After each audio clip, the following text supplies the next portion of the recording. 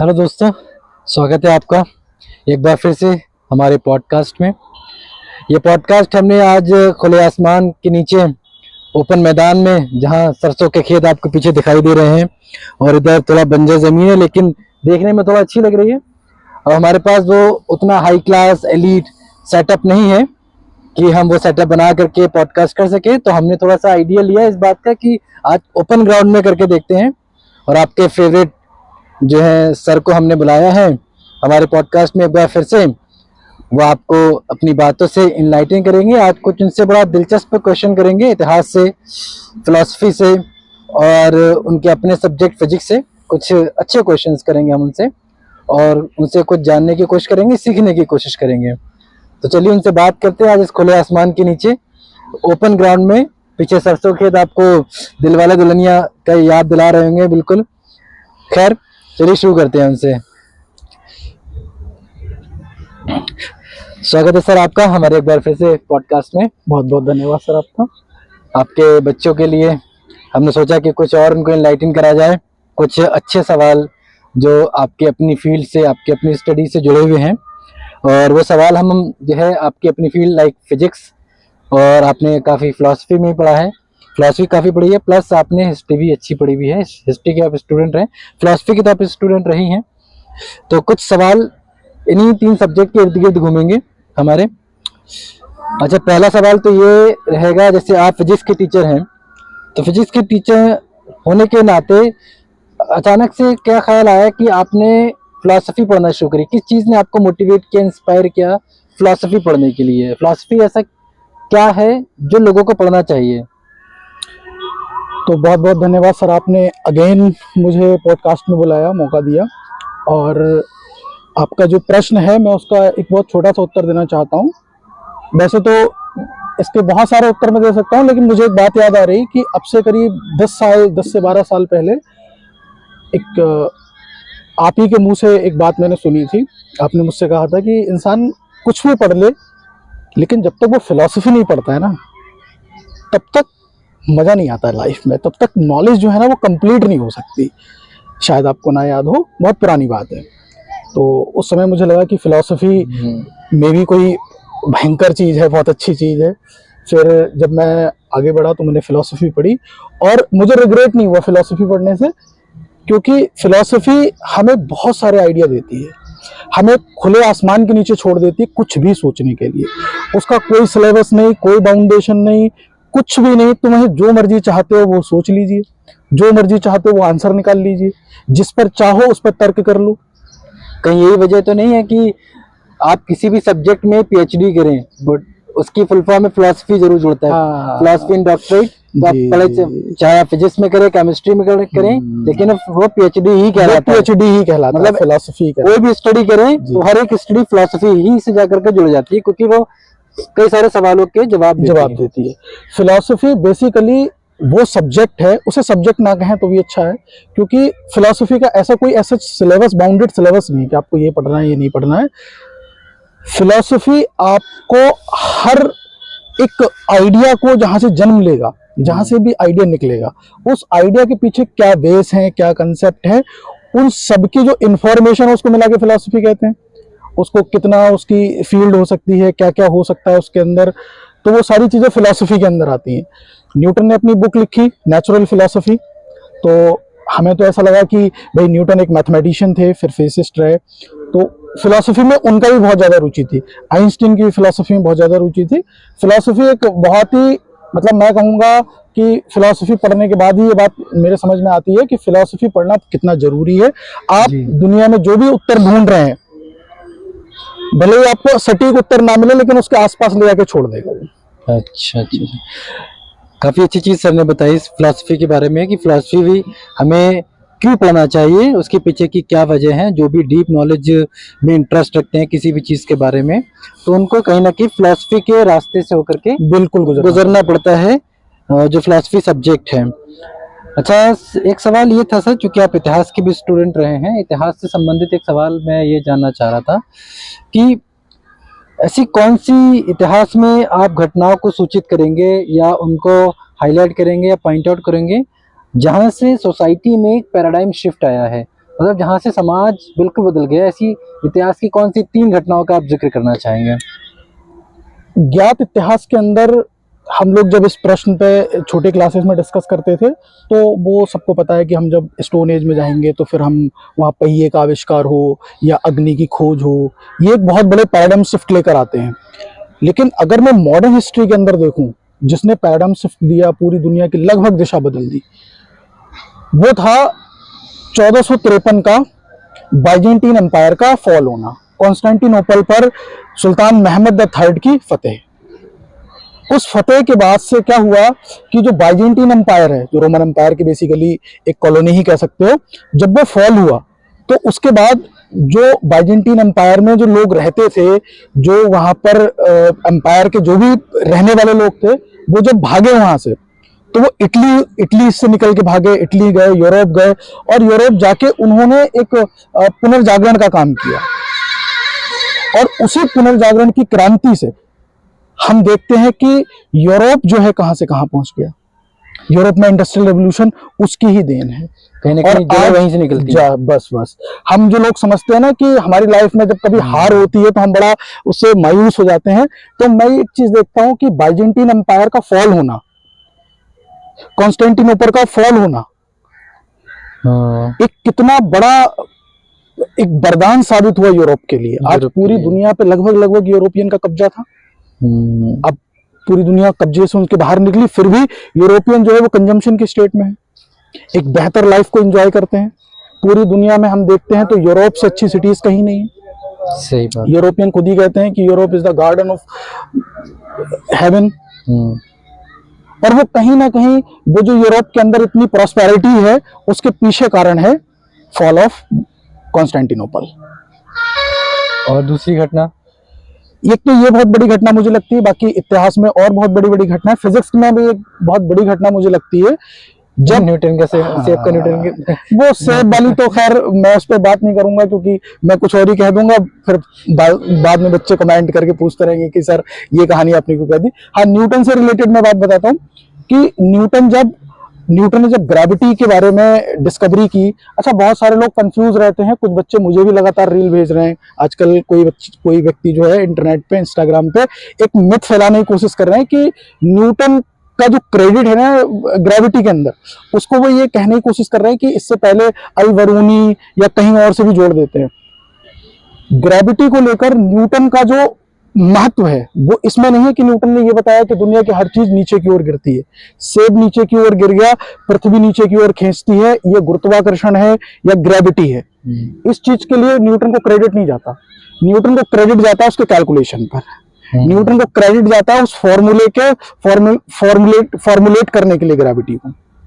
Newton का केवल इतना क्रेडिट नहीं कि उसने ये बताया दुनिया की सारी चीजें नीचे गिरती है, तो पहले भी लोग बता चुके थे। गुरुत्वाकर्षण शब्द अपने आप में पहले से था, क्वालिटेटिवली वो एग्जिस्ट कर रहा था, बट क्वांटिटेटिवली इसको जो है ये आपने थोड़ी फिजिक्स की और एक बात डाल दी कि हमारे पास 2 डेफिनेशंस होती है, क्वालिटेटिव और क्वांटिटेटिव। इसी बात को लेकर के न्यूटन ने अपने जो 3 लॉ लिखे हैं, उसमें फर्स्ट लॉ उसका क्वालिटेटिव डेफिनेशन है कि अगर कोई ऑब्जेक्ट रेस्ट में है तो वो रेस्ट में रहेगा जब तक के एक्सटर्नल फोर्स ना लगे, मोशन में है तो मोशन में रहेगा जब तक के एक्सटर्नल फोर्स ना लगे। यहाँ पर फोर्स की सिर्फ क्वालिटी की बात करता है, लेकिन सेकंड लॉ में वो क्वांटिटी की बात करेगा, F = ma में। और ऐसी ग्रेविटेशन लॉ में वो एक फॉर्मूला देगा F = m1m2 g m1m2/r² करके। तो मैं ये बात बता रहा था कि न्यूटन की कौन सी ऐसी बात है जिसने मतलब एकदम दुनिया बदल दी, पैराडाइम शिफ्ट कर दिया। वो घटना है, जब मैंने कुछ बुक्स में पढ़ी है, वो घटना है जब न्यूटन अपना विचार लेकर रॉबर्ट हुक के पास पहुंचे थे ग्रेविटेशन का, और हेली उनके साथ में थे। हेली ने इंट्रोड्यूस कराया न्यूटन को हुक से, और हुक ने उनकी इंसल्ट कर दी, ह्यूमिलिएट कर दिया उनको, ये कह करके कि आप ये जो ग्रेविटेशन का लॉ लेकर आए हैं मेरे पास, ये पहले से मैं खोज चुका हूं और ये मेरा ही डिस्कवरी है, और आप इसको कहीं से पढ़ लिए होगे मेरी ही किताब से और मुझे को लाके दिखाते हो। तो न्यूटन इससे इतना ज्यादा ह्यूमिलिएट हुए, इतना ज्यादा उनको इंसल्ट फील हुई कि न्यूटन ने सब छोड़ दिया। अच्छा। और 14 से 15 साल तक न्यूटन ने अपने आप को एक सुनसान जगह पे रखा, शादी भी नहीं की कभी। उनकी माँ थी, उनकी भी डेथ हो गई, पिता की डेथ तो उनके जन्म से पहले हो चुकी थी। और उस टाइम पर न्यूटन ने लिखी प्रिंसिपिया, उस टाइम पर न्यूटन ने लिखी कैलकुलस, उस टाइम पर न्यूटन ने लाइट को लेकर के वो जो प्रिज्म का जो डिस्पर्जन ऑफ लाइट का कंसेप्ट है, न्यूटन ने एक लेंस का फॉर्मूला लिखा, तो वो एक बहुत बड़ा शिफ्ट है। न्यूटन ने लगभग फिजिक्स की, बहुत सारी क्लासिकल फिजिक्स की, ये कहना एक अतिशयोक्ति नहीं होगा कि क्लासिकल फिजिक्स उन 15 साल की, उन 14 साल की देन है जो न्यूटन ने फेस करा रॉबर्ट हुक के इंसल्ट करने की वजह से। आज पूरी दुनिया को एक क्लासिकल फिजिक्स मिला, आगे फिजिक्स बढ़ चला और आज फिजिक्स कहाँ से कहाँ है। और तीसरी घटना का भी जिक्र कर दें। तीसरी घटना इंडस्ट्रियल रिवॉल्यूशन को आप दे सकते हैं। इंडस्ट्रियल रेवोल्यूशन को वही वहीं से ले लो, रेनेसां से ही। वो एक घटना थी, वो आपने एक कॉन्स्टेंटिनोपल वाली बताई, वो एक जी। घटना थी। दूसरी घटना तो आपने बता दी फिजिक्स से रिलेटेड कि ये बहुत बड़ा था। और फिजिक्स के जब रिवॉल्यूशन हुआ, साइंस का रिवॉल्यूशनाइजेशन हुआ, तो उसके बाद में हमने बहुत सारी इन्वेंशंस देखी, बहुत सारी डिस्कवरीज देखी। और जो तो वो तो एक साइंस की फील्ड में हो गया कि ऑब्वियसली आज के टाइम में, आज के जो मॉडर्न वर्ल्ड है, उसमें साइंस का कितना बड़ा योगदान है हमारी लाइफ के अंदर, हम सब जानते हैं, इस चीज से वाकिफ हैं। बट तीसरी घटना अब कौन सी जो है पॉइंट आउट करना चाहेंगे, हाईलाइट करना चाहेंगे इतिहास में? क्या अब इंडस्ट्रियल रिवॉल्यूशन हो सकती है? Industrial first world war, second world war, जो चेंजेस आए सेकंड वर्ल्ड वॉर के बाद में पूरी दुनिया के अंदर, किसको आप मानेंगे? फर्स्ट वर्ल्ड वॉर या सेकेंड वर्ल्ड वॉर के बाद में तो खैर ऐसी बहुत सारी चीजें हुई हैं। जैसे सेकेंड वर्ल्ड वॉर का रिजल्ट जो है वो यूनाइटेड नेशन है, उससे ऐसा लगता था कि हमें पूरी दुनिया में शांति आ जाएगी, बट शांति तो नहीं आई, वर्चस्ववाद आ गया।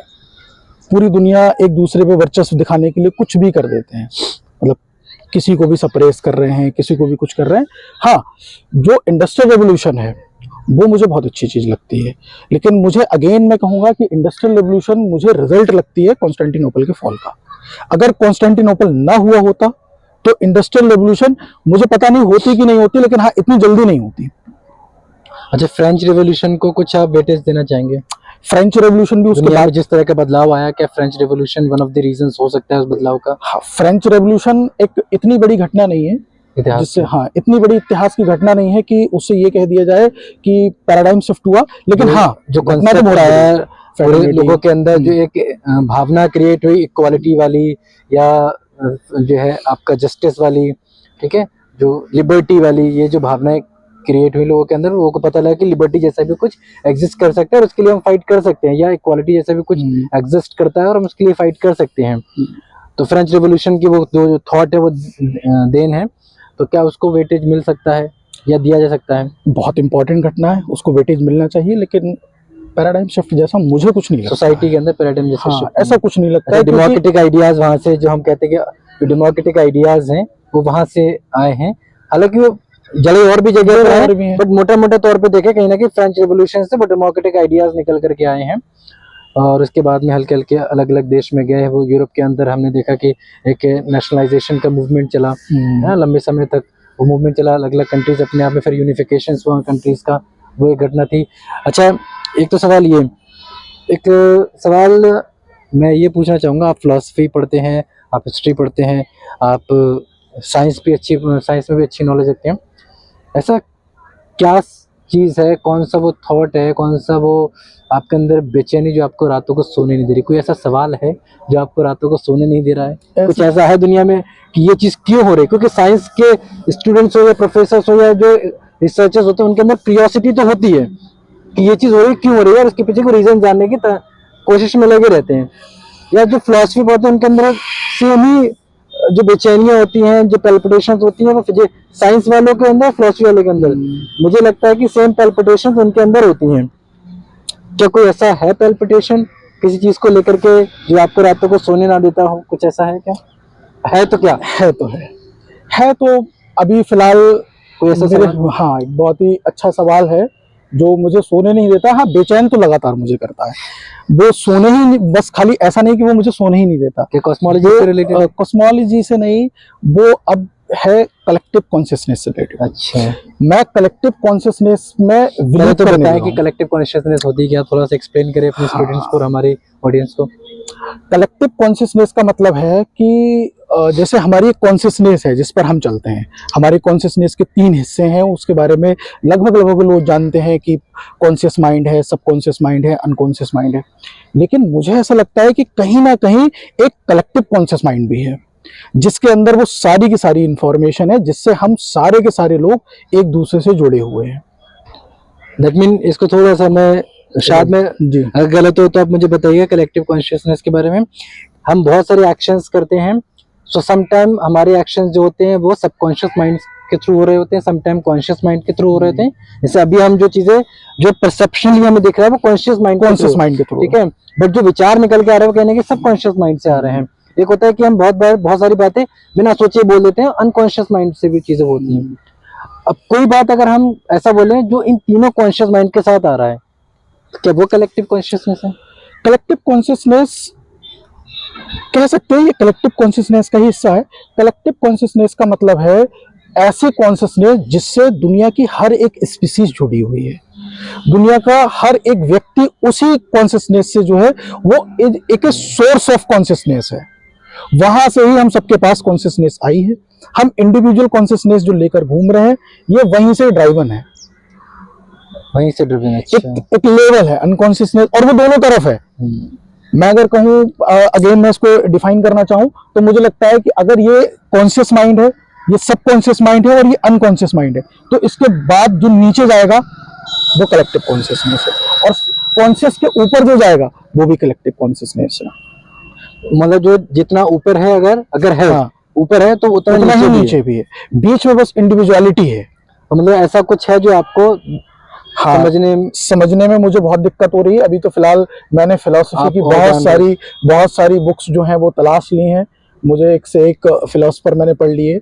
निश्चय बहुत अच्छा इस पर एक्सप्लेनेशन देता है, मतलब डायरेक्ट नहीं देता है, इनडायरेक्ट में मिल जाता है मुझे। निश्चय भी देता है, कुछ टाइम पर हीगल भी बोलता है, और ओशो ने भी इसके बारे में बहुत कुछ बोला है, लेकिन फिलहाल अभी तक उस तक पहुंचने का तरीका नहीं मिल पाया। और मुझे लगता है क्यों है कि कलेक्टिव कॉन्शियसनेस होगी, क्योंकि मुझे ऐसा लगता है दुनिया के सभी लोग लगभग एक जैसे ही सोच रहे होते हैं, वो एक जैसे ही काम कर रहे होते हैं, तो कहीं ना कहीं से इन सबके पास कॉमन चीजें तो आ रही हैं। अब ये कॉमन चीजें जो हैं वो किसी कलेक्टिव कॉन्शियसनेस से ही आई हैं। अगर मुझे ऐसा लगता है पर्सनली, अगर हम कलेक्टिव कॉन्शियसनेस तक पहुंच जाते हैं या कोई पहुंच जाता है, तो उसके पास वो पावर आएगी कि वो किसी के भी ब्रेन में, किसी के भी थॉट्स में एंटर कर सकता है। कोई भी आइडिया किसी के भी ब्रेन में इंप्रेस कर सकता है, कोई भी आइडिया किसी के भी ब्रेन से निकाल सकता है, वो इजीली मूव कर सकता है। फिजिक्स में इसके ऊपर एक कंसेप्ट अभी रिसेंटली बहुत प्रचलित हुआ है, टेलीपैथी कहते हैं इसको, जो जिसमें हम जो ब्रेन पढ़ने की बात को कहते हैं। तो अगर कलेक्टिव कॉन्शियसनेस जैसी कोई चीज है जो कि मुझे बहुत डीपली लगता है एग्जिस्ट करती है तो, और मुझे ऐसा क्यों लगता है करती है, क्योंकि हम लोग अगर देखें सोसाइटी के तौर पे, हम भारतीय लोग जो पश्चिमी लोग हैं उनको कब से जानते हैं, मतलब ठीक से जानने का अगर तरीका मिलता है, हमें इतिहास की कुछ किताबें पढ़े तो हमें पता चलेगा कि 1498 में वास्को डी गामा भारत आया तो व्यापार शुरू हुआ। उससे पहले हमें थोड़ा बहुत अगर इंडस वैली में मिल जाएगा थोड़ा बहुत ट्रांसपोर्ट, वो भी हमें ऐसा खाली स्पेकुलेशन होगी कि हुआ था क्योंकि कुछ सिक्के वगैरह मिल गए वहां पे। लेकिन पूरा का पूरा यूरोप, पूरा का पूरा वेस्टर्न वर्ल्ड, दुनिया के किसी भी हिस्से पे इंसान रहता हो, वो लगभग एक जैसा कैसे सोचता है। कोलंबस ने अमेरिका की खोज की तो हम उससे पहले तो अमेरिका के लोगों को अमेरिका को नहीं जानते थे, लेकिन वो लोग भी वही कर रहे थे जो यूरोपियन कर रहे हैं, जो भारतीय कर रहे हैं। और हम अगर दूर दराज भी किसी को ना जानते वो भी वही चीजें कर रहे हैं। जो थॉट प्रोसेस है, हाँ, वो लगभग लोगों का सेम, ह्यूमन बीइंग्स का सेम ही है। सिमेट्री देखने को मिलती है। तो अच्छा था ये, मतलब आपकी एक्सप्लेनेशन। मुझे इस पे क्लियरिटी नहीं है, जब भी क्लियरिटी आएगी मैं अगेन इसको जरूर शेयर करना चाहूंगा कलेक्टिव कॉन्शियसनेस के कॉन्सेप्ट को। फिलहाल ओशो ने इस पे एक विधि दी है, मैं करने की कोशिश तो किया, लेकिन मुझे लगता नहीं कि उससे कुछ होगा। मुझे लगता है कि कुछ एडवांस चीजें चाहिए होगी। अच्छा, आपके तरफ से एक लास्ट क्वेश्चन हम सर से और पूछेंगे, फिर खत्म करेंगे हम इसको, ज्यादा लंबा अपना पॉडकास्ट नहीं खींचेंगे क्योंकि काफी डीप हो रहा है। डीप हो रहा है बच्चों के लिहाज से ज्यादा ही हो जाएगा। तो मैं एक लास्ट क्वेश्चन ये था कि आप फिजिक्स, फिलॉसफी, हिस्ट्री, 3 सब्जेक्ट को खूब पढ़ते हैं, क्या कुछ सिमिलैरिटी है तीनों सब्जेक्ट्स में? कुछ ऐसी चीजें जो आपस में इंटरेक्ट करती हैं तीनों सब्जेक्ट्स में? फिजिक्स फिलॉसफी से इंटरेक्ट कर रहा हो, हिस्ट्री फिलॉसफी से इंटरेक्ट कर रही हो, या फिर हिस्ट्री फिजिक्स से इंटरेक्ट कर रही हो, कुछ ऐसा इंटरेक्शन आपस में सब्जेक्ट्स का दिखता है आपको? फिलॉसफी अगर एक शब्द में बोलूं तो फिलॉसफी वो जगह है जहां आइडिया जन्म लेता है। चाहे वो कैसा भी हो। कैसा भी हो, वहां तो कुछ भी जन्म ले लेगा। फिलॉसफी में आइडिया जन्म लेते हैं, अगर वो आइडिया मैथमेटिकली प्रूफ होता है और फिजिक्स में प्रैक्टिकली प्रूफ होता है तो वो साइंस बन जाता है, और अगर नहीं प्रूफ होता तो वो फिलॉसफी बन जाता है। यानी कि फिजिक्स के लिए फिलॉसफी एक रॉ मटेरियल का काम करती है कि आपको वहां से आइडिया लेना है। जैसे हम लोगों ने फिलॉसफी में बहुत पुराने कंसेप्ट बना रखे थे, आप जो भी आइडिया उठाते हो सब फिलॉसफी से ही है। हमने एक कंसेप्ट बनाया था उड़ने वाली चटाई का टाइप का, जो अरेबियंस लोगों ने बनाया था, बाद में हमने वो चीज बना ली फिजिक्स में एरोप्लेन के रूप में, और अगर हम चाहें तो वो चटाई भी बना सकते हैं उड़ने वाली, कोई बड़ी बात नहीं होगी। तो फिलॉसफी वो जगह है जहां पे आइडिया जन्म लेगा, और फिलॉसफी का ही सबसेट है फिजिक्स। फिलॉसफिकल वो सारी इवेंट जो मैथमेटिकली प्रैक्टिकली प्रूफ होती हैं वो फिजिक्स में आती हैं। हिस्ट्री भी समवेयर उसी में है, बस हिस्ट्री का मैं थोड़ा एक अलग तरीके से देखने का मेरा नजरिया है। हिस्ट्री देखिए, एक तो हिस्ट्री जो है ना वो थोड़ी बाइज्ड होती है। आप कितना भी बच ले, कितना भी कुछ भी कर ले, आपको हिस्ट्री हमेशा एक ही पहलू दिखाएगी, दूसरा पहलू नहीं दिखाएगी। इतिहास लिखने वाला यानी कि आप कहते वो बाइज्ड ही होगा इतिहास, अपने हिसाब से लिखता है, अपने हिसाब से ही लिखेगा, न्यूट्रल नहीं होता। हाँ, वो कहते हैं ना कि 4 तरीके हैं, कम्युनल हिस्ट्री पढ़ोगे तो कुछ और मिल जाएगा तुम्हें, लिबरल हिस्ट्री मिलोगे तो कुछ और मिल जाएगा तुम्हें। लेकिन पढ़ना हमें हिस्ट्री इसलिए चाहिए क्योंकि हिस्ट्री में जो है ना वो हमें ये पता चल जाता है कौन सी घटना कब हुई थी और उसका इम्पैक्ट क्या पड़ा था सोसाइटी के ऊपर। तो घटनाओं के लगभग सिमिलर जो इम्पैक्ट हैं वो पढ़ते हैं। हिस्ट्री को एज ए फिजिक्स का एक्सपेरिमेंट भी समझ सकते हो। जैसे हम फिजिक्स में किसी भी चीज को कैलकुलेट कर रहे होते हैं तो कम से कम 10 बार उसको जो है वो एक्सपेरिमेंट करते हैं, दोहराते हैं, और उन 10 बार में जो भी आंसर निकल के आते हैं हम उनका क्या लेते हैं, एवरेज लेते हैं। कभी भी हम एक बार करके नहीं कह देते हैं कि ये चीज ठीक है, कभी भी 2 बार कह के नहीं कह देते हैं ये चीज ठीक है। 10 बार उसको दोहराएंगे, उसके जो रिजल्ट निकलेंगे फिर उसमें भी से भी रिजल्ट का हमें एवरेज लेना पड़ेगा, किसी एक रिजल्ट की तरफ टिल्ट नहीं होते हैं। अच्छा, एक लास्ट बस ये, फिलॉसफी में आप किस राइटर को या किस फिलोसोफर को बच्चों को रिकमेंड करना चाहेंगे अगर उनको 12th के बाद ग्रेजुएशन में पढ़ने का शौक हो? तो अगर उनको पढ़ना हो किसी फिलोसोफर को शुरुआत में एज ए बिगिनर, लेटर कौन से फिलोसोफर को पढ़ना चाहिए? कोई 2 फिलोसोफर, बिगिनिंग के तौर पे किसको पढ़ना चाहिए, फिर लेटर कौन से फिलोसोफर को पढ़ना चाहिए उनको? अगर समय बहुत ज्यादा है तो आपको ओशो पढ़ लेना चाहिए, और अगर आपको बहुत कम वॉल्यूम चाहिए, बहुत छोटे से में पढ़ लेना है, तो आप निश्चय पढ़ लीजिए।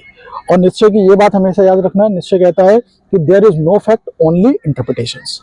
इससे बच्चों को इसमें फायदा मिलेगा जब बच्चों को लगता है ना जीवन में कि हमारा फेलियर चल रहा है या लो टाइम चल रहा है या कुछ भी चल रहा है, तो लो हाई अच्छा बुरा कुछ नहीं होता है। निश्चय कहता है कि सारी चीजें डिपेंड करती है इंटरप्रिटेशन पे। आप किस तरीके से चीजों को समझते हैं, किस तरीके से चीजों को लेते हैं, आप अपना माइंड सेट कैसा बनाते हैं, बस वही मैटर करता है और कुछ भी मैटर नहीं करता है।